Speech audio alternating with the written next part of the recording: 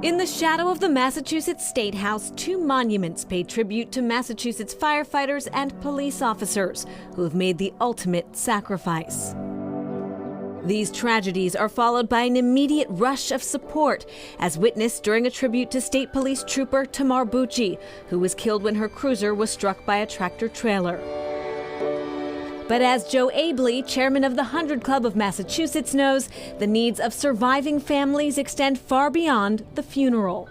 100 Club of Massachusetts was founded in 1959 by Norman Knight and 5 other business people to support the families of first responders who were killed in the line of duty. Our motto is, we care for those who care for us. The club's first response is financial. It's kind of the point in time between the tragedy and when whatever benefits there are start floating in. And we like to deal with that really, really quickly. But to understand their greater value, you must understand the people the club serves, including the family of Peabody firefighter James Rice.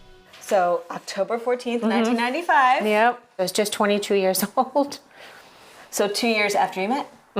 The pictures still bring a smile to the face of Amy Rice, images of her 1990s wedding to Jim, whose mischievous smile hints at the huge personality she fell in love with, a personality too big for the office job at the bank where he worked. He just kind of came home and he took off his tie and he said, I don't want to do this anymore. Like, I'm tired of putting a suit on. I'm tired of sitting behind a desk. Like, this isn't me. I'm going to take the fire exam. And I was like, all right. What was it about being a firefighter that Jim liked? I think just being with that group of guys and being down there and at the station, the schedule was great. He also was able to be home with the kids. He was definitely the only dad sitting in the dance room when the kids were taking dance, but he enjoyed it. Life was good for the Rice family, which had grown to 5.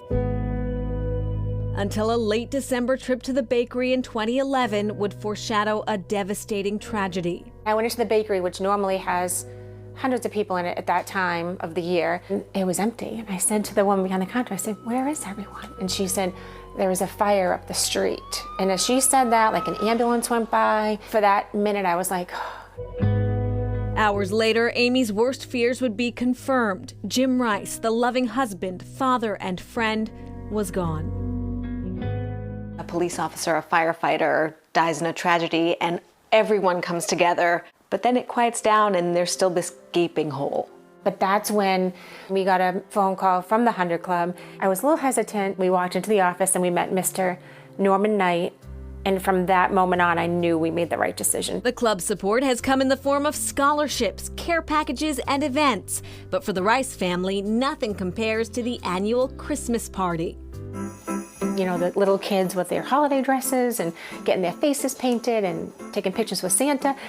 But everyone in that room has felt or been in our shoes or had that knock on the door. And for the kids as well, like they can see other kids just like them.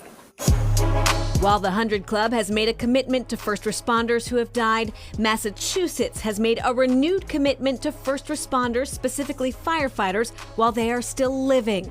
The fiscal year 22 Fire Equipment Safety Grant is an opportunity for the Commonwealth to support local fire departments by distributing $5 million of funds for the purchase of equipment to improve the safety for firefighters.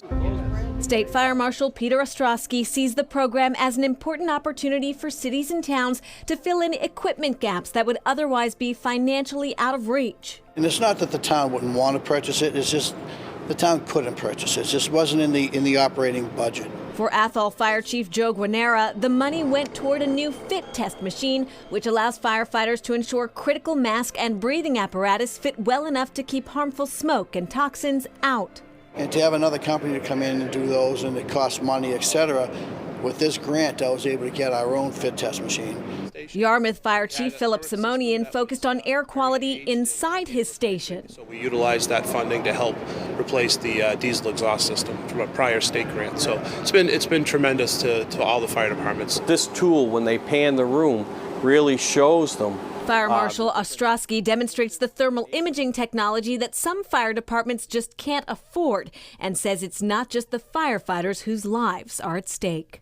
It really gives the tools the firefighters use every day to those departments where they need them most. Sports was a big part for him. Back in Peabody, Amy Rice shows me the athletic field dedicated to her late husband, Jim, a reminder of the risk and sacrifice of our first responders. They don't leave in the morning saying we might not come back, but anything can happen. To just embrace these families, that's what's important to me. Wow. And there are many 100 clubs across the country, each operating independently of the others. Interesting, the organization started in Chicago when 100 businessmen got together and agreed to pay, back in the day, $100 apiece to create this fund to support families of firefighters and police officers killed in the line of duty. Still to come, turning tragedy into hope.